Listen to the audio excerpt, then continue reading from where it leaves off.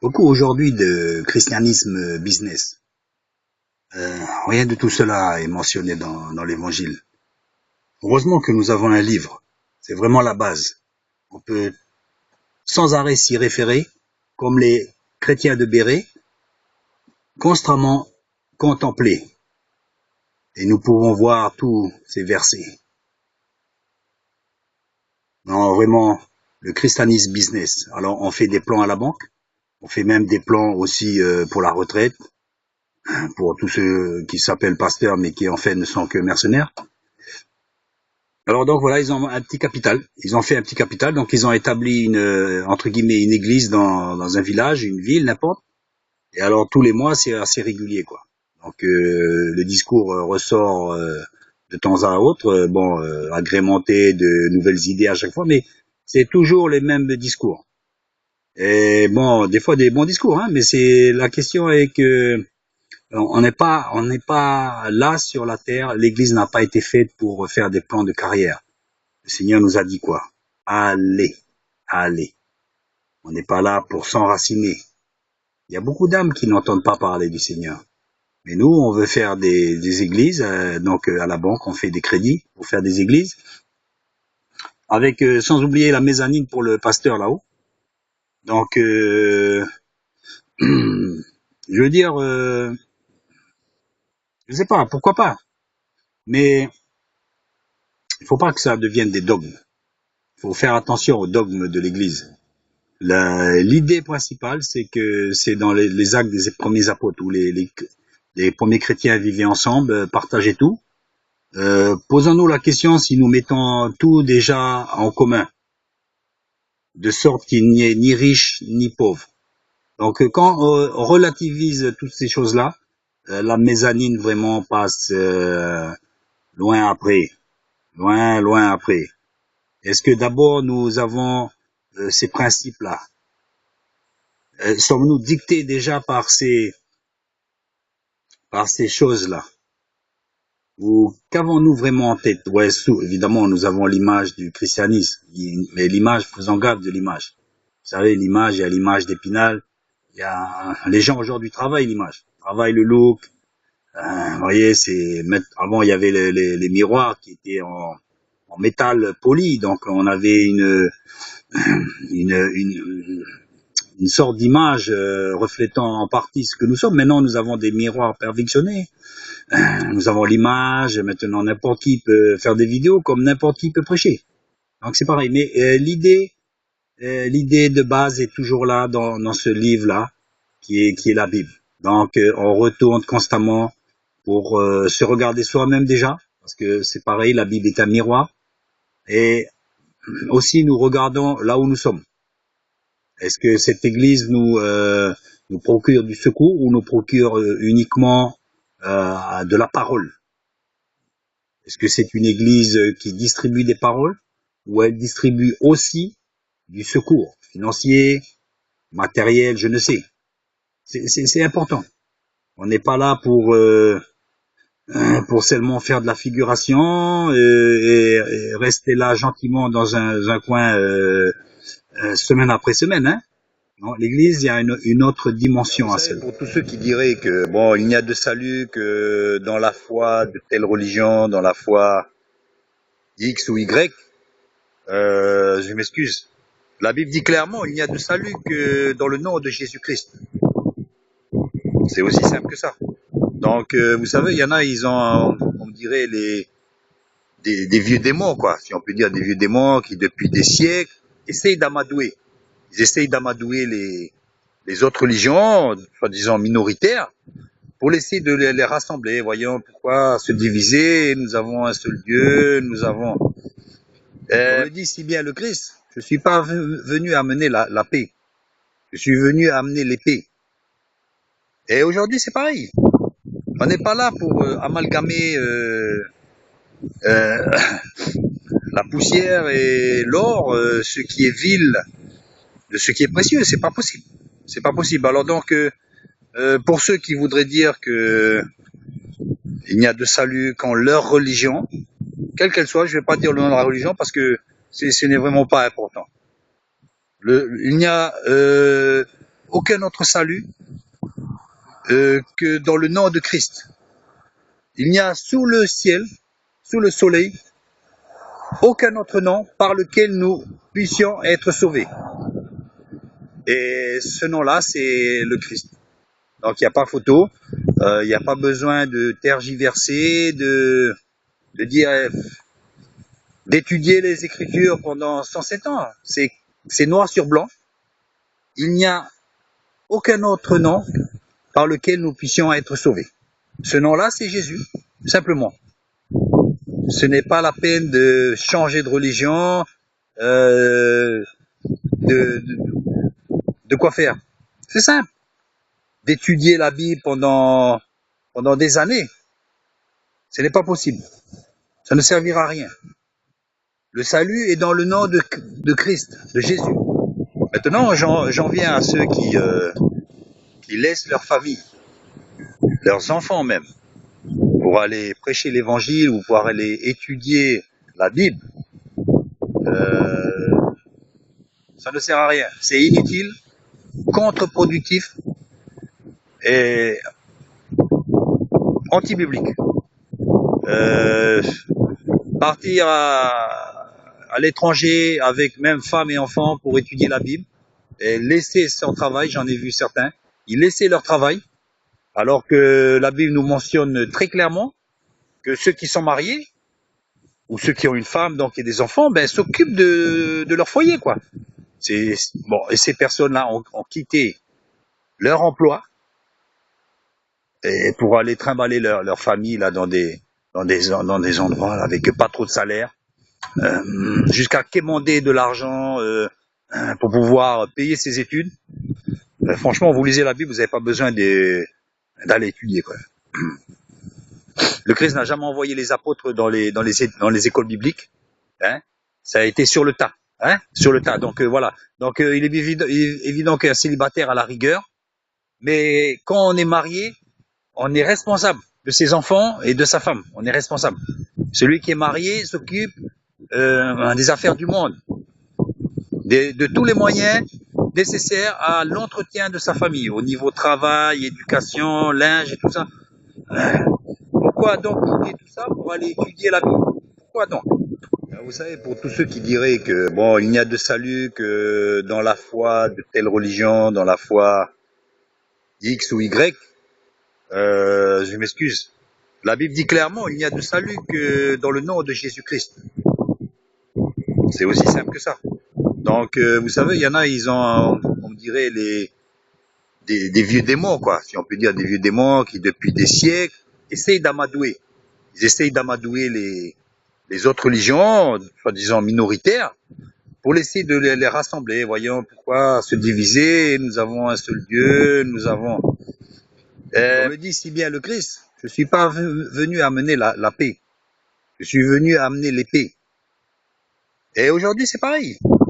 On n'est pas là pour amalgamer la poussière et l'or, ce qui est vil de ce qui est précieux. C'est pas possible.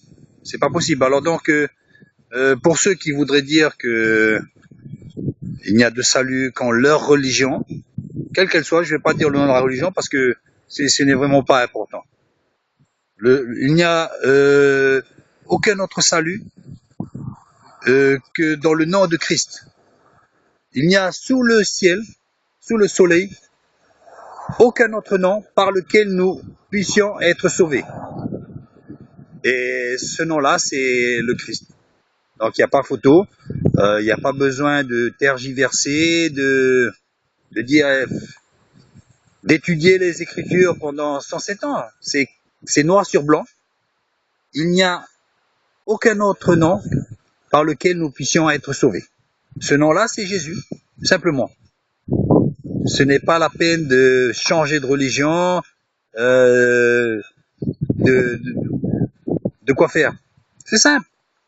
D'étudier la Bible pendant des années, ce n'est pas possible. Ça ne servira à rien. Le salut est dans le nom de Christ, de Jésus. Maintenant, j'en viens à ceux qui laissent leur famille, leurs enfants même, pour aller prêcher l'évangile ou pour aller étudier la Bible,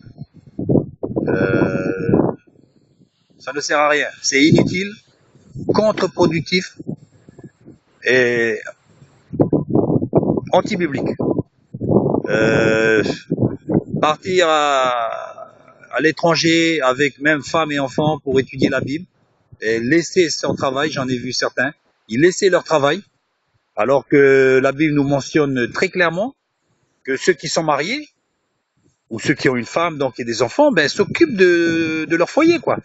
C'est bon, et ces personnes-là ont quitté leur emploi et pour aller trimballer leur famille là dans des endroits là, avec pas trop de salaire, jusqu'à quémander de l'argent pour pouvoir payer ses études. Franchement, vous lisez la Bible, vous n'avez pas besoin d'aller étudier, quoi. Le Christ n'a jamais envoyé les apôtres dans les écoles bibliques, hein. Ça a été sur le tas, hein, sur le tas. Donc voilà. Donc il est évident qu'un célibataire a la rigueur, mais quand on est marié, on est responsable de ses enfants et de sa femme. On est responsable. Celui qui est marié s'occupe des affaires du monde, de tous les moyens nécessaires à l'entretien de sa famille, au niveau travail, éducation, linge et tout ça.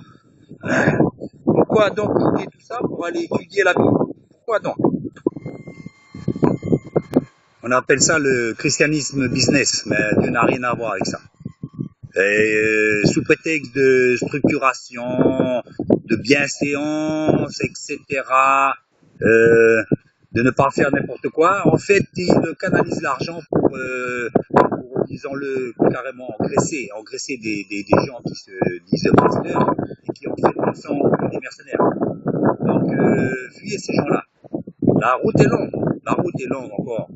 Et, voilà, qu'est-ce qu'il faut faire? Vous savez, la première église, c'est chez vous, hein. N'oubliez pas, alors allez de temps en temps à l'église, quelle église? Bon, Dieu vous montrera. Mais quand vous voyez une personne là qui a femme et enfants et qui prêche, posez-vous déjà la question. Je dis pas que c'est pas interdit, mais vous voyez beaucoup de ces gens-là sont des gens à charge. Ce que l'apôtre Paul n'était pas. Ce sont des gens à charge, donc méfiez-vous de ces gens-là.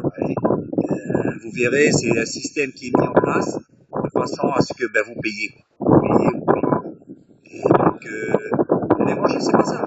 Ils font des plans de carrière, ils font des plans pour construire des bâtiments, alors que ce qu'il faut, c'est construire l'église, les pierres. Les gens, c'est les gens qu'il faut faire. Leur donner à manger même, et s'en occuper.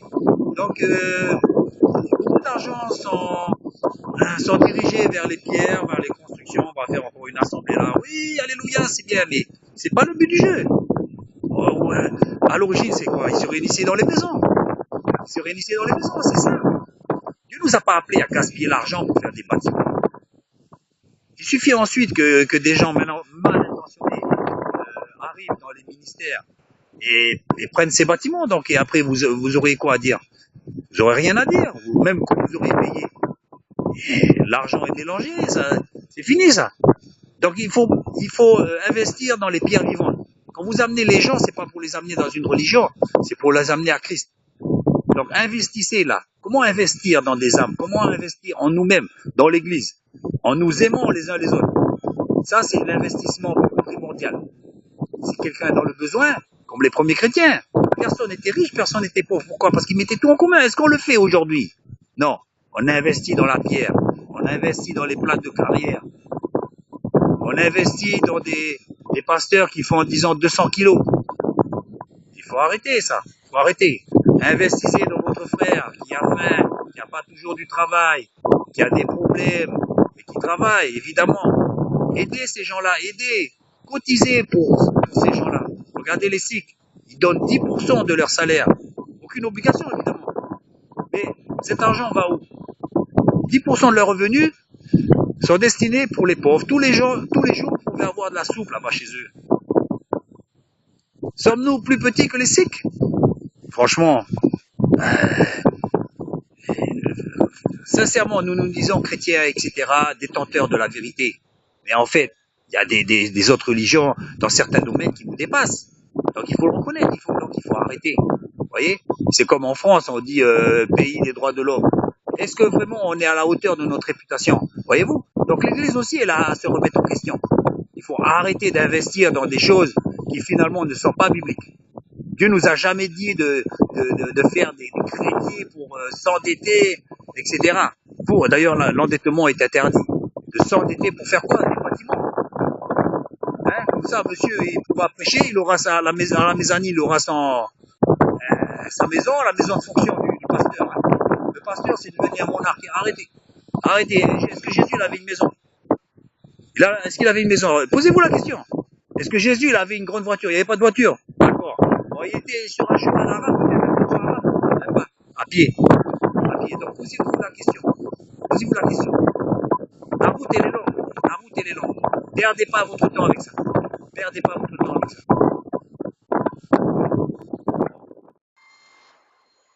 C'est-à-dire que le Christ n'a pas mis l'Église en place pour faire des grands discours à longueur de journée.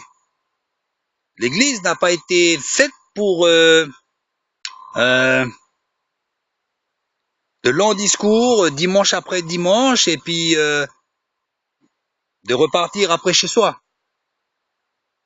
C'est vraiment une pâle figure de notre mission. L'Église, c'est les pierres vivantes. Je le redis, c'est les pierres vivantes. Donc c'est ça qu'il faut s'occuper. Soyons logiques. Dites-moi l'utilité de venir dans une salle pour écouter un discours dimanche après dimanche, qui, bon, des fois c'est des bons discours, hein. Si ça s'arrête là. Bon, le dimanche vous mettez une pièce là, et après, pour l'œuvre ceci, pour l'œuvre cela. Bien souvent, l'œuvre sociale de ces églises est très faible, hein. Donc, il y a beaucoup de ces adeptes là, de ces chrétiens, de ces frères, ils vont à l'institution sociale là aussi, hein. Donc il y a quelque chose qui cloche. L'église n'a jamais été faite pour s'asseoir sur un banc dimanche après dimanche, ou mardi et jeudi après jeudi, etc. C'est pas le but de l'église. L'église, c'est pas pour s'enfermer. Le Seigneur a dit, allez de par le monde, allez. Là, qu'est-ce qu'on fait? L'église de quartier, là, on ronronne. Dimanche après dimanche, 10, 20 ans, les gens étouffent. Quand vous mettez le social au cœur de cette église, l'église retrouve sa vraie place, sa place originelle, la place que Dieu lui avait mise à l'origine. Allez. Donc, collectez déjà pour les pierres vivantes. Ensemble. On peut pas dire mon frère et ceci, cela. On sait mon frère, bon maintenant c'est l'heure de aller voir votre voisin, dites-lui je t'aime mon frère de l'amour du Seigneur. Mais le frère, il reçoit quelque chose? Sincèrement. Il faut pas qu'il reçoive que des paroles, il faut arrêter. Et pourquoi les gens y partent? C'est à cause de ces choses-là. Ils voient bien, vous savez, tôt ou tard, ils voient bien qu'il y a quelque chose qui cloche. Et en définitive, vraiment ça cloche. J'invente rien. Ce genre d'église là, elle est en devenir quoi. J'espère qu'elle est en devenir, parce que sinon elle est ni chaude ni froide. Ces genres d'église, Jésus les vomira de sa bouche. Et déjà on peut dire qu'elles sont déjà vomies puisqu'elles ne portent pas de fruits. Année après année, ce sont des vieux qui restent. Les jeunes partent évidemment. À un moment, ils suivaient, parce qu'ils suivaient leurs parents, évidemment. Et au bout d'un moment, ils ont vite fait le tour de la question, hein. Hein, vous voyez?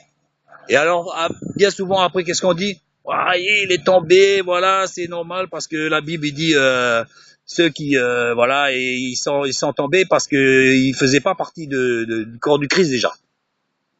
Posons-nous la question, déjà, si nous, on fait partie du corps du Christ. Et posons-nous aussi la question de savoir s'ils sont partis parce qu'ils n'ont pas trouvé le corps du Christ. Hein? Parce que peut-être il n'y avait pas le corps du Christ. Il y avait une homélie, il y avait une oraison, il y avait des cantiques, il y avait tout ça. Il y avait un discours, une tradition, mais il n'y avait pas l'église. et pas l'Église. Méfions-nous de ne pas travailler en vain. Vous savez, l'Église a une dimension missionnaire. L'Église, comme je le dis, n'est pas destinée à rester dans un quartier cantonné. Le mouvement de base est ancré déjà dans ses racines. Allez, dit le Seigneur, allez. Ces endroits-là, nous pouvons nous arrêter de ci, de là, pour prêcher les paroles, doivent être comme des béquilles provisoires. Construire une église pour ensuite aller plus loin. Les chrétiens, c'est pareil. Les chrétiens sont des missionnaires, ils sont des pasteurs aussi chez eux. Rappelez-vous le verset. Plus personne n'enseignera à son voisin, car tout le monde aura la connaissance de Dieu. Vous connaissez ce verset qui est à peu près dans ces termes. Aujourd'hui, nous avons l'Esprit de Dieu. Il en est ainsi. Nous avons l'Esprit de Dieu. Donc nous connaissons ces choses-là. Bien souvent, les choses que le pasteur nous raconte, c'est des choses qui sont bonnes, mais des choses que nous savons déjà. Donc, est-ce que nous sommes destinés à perpétuer constamment ce rituel ou ces réunions? Tout cela n'est qu'une partie de ce que nous devons faire. Nous sommes appelés à faire beaucoup plus. Déjà, premièrement, au niveau de nous-mêmes. Deuxièmement, au niveau de notre foyer. Ensuite vient le voisinage.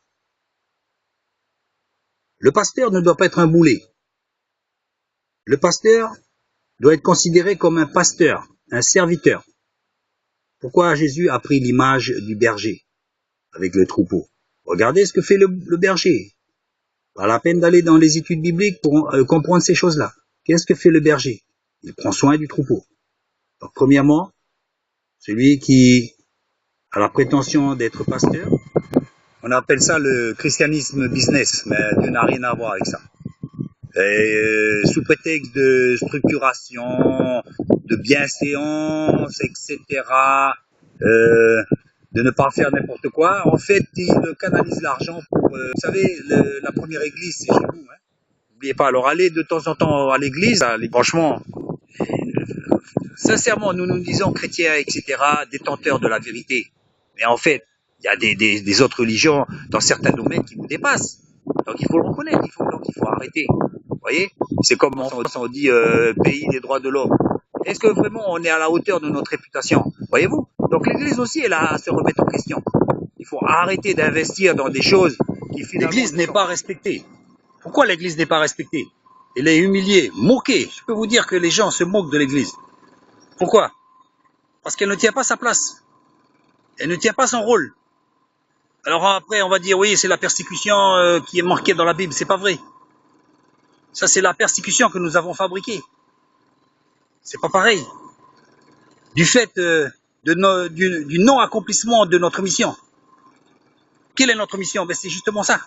D'aider les gens. D'aider les personnes. De les aider. Non seulement en parole, mais en action. Nous avons péché par omission. Alors que se passe-t-il? La fin d'une église? Ouais, pour certains, c'est la fin. Ils ne sont là que pour reproduire certaines us et coutumes qui n'ont plus rien à voir avec l'évangile et qui n'ont plus rien à voir avec la réalité.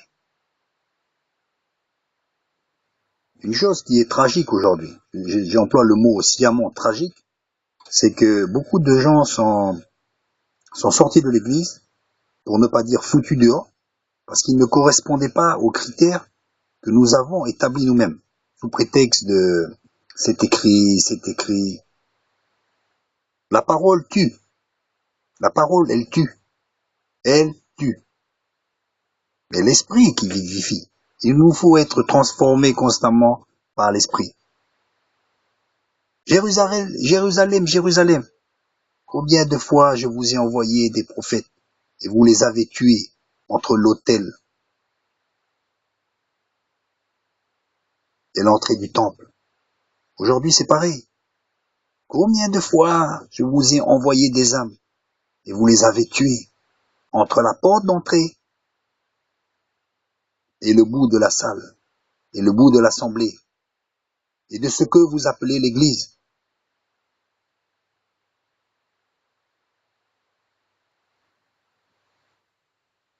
L'assemblée ne doit pas être une usine à détruire les âmes. L'assemblée, l'Église ne doit pas être une usine à détruire les gens, à leur bourrer le crâne de versets, de principes, pour les cadrer d'après ce que nous comprenions de la Bible. L'assemblée, l'Église, doit être un lieu d'accueil et de distribution de nourriture, de vêtements.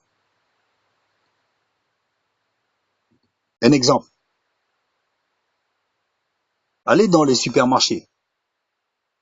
Vous allez voir, il y a des invendus ou des produits qui sont sur le point d'être mis hors de circuit parce que la date de péremption arrive à échéance dans 2 jours, 3 jours. Allez dans ces supermarchés, dites écoutez, vous avez des produits qui sont bientôt périmés, nous vous les achetons à un prix modique, puisqu'ils sont destinés à être périssables. Nous vous les achetons parce qu'il s'agit bien de ne pas prendre des choses gratuitement. Il faut avoir la notion d'acheter. L'église n'a pas une dimension de mendiant. On ne doit pas être des mendiants. Donc on va dans ces endroits-là, dans ces grandes surfaces, des distributeurs alimentaires, pour leur proposer des prix pour acheter ces produits-là. Et donc après pour les distribuer non seulement aux membres de l'église qui en auraient besoin, c'est pas une obligation évidemment, et aussi aux personnes aussi dans le besoin qui fassent partie ou pas de l'église, parce que dans l'église, il y a la notion de prochain. Prochain, ça veut dire le prochain, quel qu'il soit membre ou pas membre. À ce sujet-là, membre de l'église, faisons attention de ne pas fixer des critères pour dire celui-là il est membre, celui-là il est pas membre. On n'a pas cette vocation-là à juger les gens, à compartimenter les gens, ou même à dire dans nos cœurs ou par écrit ou quoi que ce soit, dire lui c'est un frère, l'autre c'est pas un frère. Il y a la dimension de prochain qui est très importante. Il y a un peu la dimension de ce qu'on peut appeler aujourd'hui d'être laïque.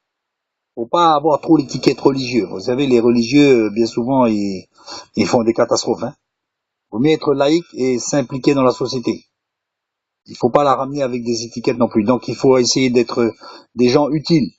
Utiles, ça ne passe pas forcément par la parole. Une parole bien choisie et efficace. Mais il faut que ce soit accompagné de sel. Et ce sel, bien souvent, ce sont des produits. Il faut pas dire, oui, mon frère, Dieu te bénisse, repars chez toi, on va prier pour toi, clic-clac, et le tour est joué. Non, il faut apporter aussi autre chose que les paroles. Les paroles sont bonnes, il faut qu'elles soient aussi dites à propos, mais il faut aussi que nous soyons capables d'aider des gens. Donc il faut qu'il y ait un frère qui s'occupe de ces choses-là, d'aller chercher ses aliments, même aussi au niveau de la lingerie, d'acheter des linges ou de récupérer des linges en bon état, les remettre en bon état, et d'être capable au moment venu où les gens viennent, que nous puissions leur donner ces choses-là, sans aussi s'enquérir, voilà, des fiches de paye, tout ça. Il y a la dignité de l'homme. Quand une personne vient, faut pas commencer à leur demander des fiches de paye. Le bon samaritain, il a pas dit ça. Voilà, mais alors ceci, bon, tout n'est pas marqué, mais je pense pas qu'il a dit alors qu'est-ce qui t'est arrivé, bon, c'est bien fait, on t'as dit de pas passer dans cet endroit, ou alors tu touches vraiment assez. Dis-moi, c'est pas vrai, mais tu as automatiquement d'avoir des fiches de paye, de demander d'en faire trop d'inquisition dans la vie des gens, ça implique de pouvoir juger. Quand les personnes qui viennent demander du secours, on leur demande certains renseignements, automatiquement on se permet de juger. Ah oui, mais voilà, parce que tu me dis ça, parce que tu as fait ça. Il faut pas trop poser de questions, de fiches de paix, de ci, cela. Les gens, quand ils viennent dans le besoin, s'ils viennent pour profiter, alors là, c'est leur problème, hein. Dieu s'en chargera, hein. Rappelez-vous de Ananias et Saphira. Il n'a jamais été dit, voilà, t'es fils de paix ou toi tu travailles, t'as pas besoin. Même ils travaillent, il y a les travailleurs pauvres, hein, vous savez, des travailleurs pauvres. Donc oui, ne dis pas, toi tu travailles, tu peux subvenir. Donnez, donnez.